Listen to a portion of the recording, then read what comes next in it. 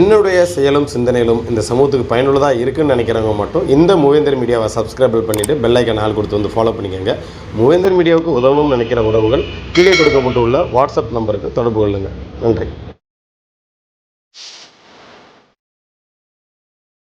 மதுரை மாவட்டம் மதுரை மாநகராட்சி எல்லைக்குட்பட்ட ஏவி பிரிட்ஜ் அருகில் இருக்கும் ஓப்லா படித்துறையில் தௌஹீத் ஜமாத் அமைப்பும் நூர் பள்ளிவாசல் மற்றும் பசுக்களை கொன்று விற்பனை செய்யும் இடமானது மதுரை மாநகராட்சியால் 1375 அடி மதில் கட்டிக் கொடுத்து மாநகராட்சி ஊக்கப்படுத்தியும் பாதுகாத்தும் வருகிறது.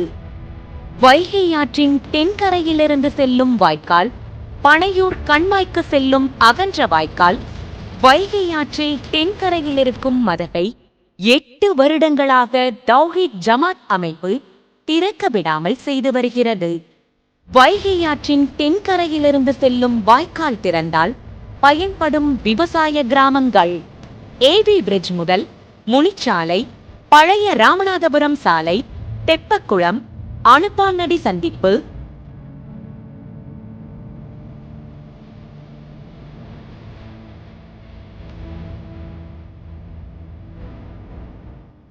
Teachers colony, Anuppanadi, Chinthamani signal, Panaiyur கண்மாய் இதிலிருந்து தொடர்ச்சி. ஏவி பிரிட்ஜ் ஓப்லா படித்துறையின் வைகை ஆற்றின் மதத்தை திறந்துவிட்டால் பனையூர் மற்றும் சுற்றுவட்டார கிராமங்களின் விவசாய தேவைகளுக்கு தண்ணீர் பயன்பெறும்.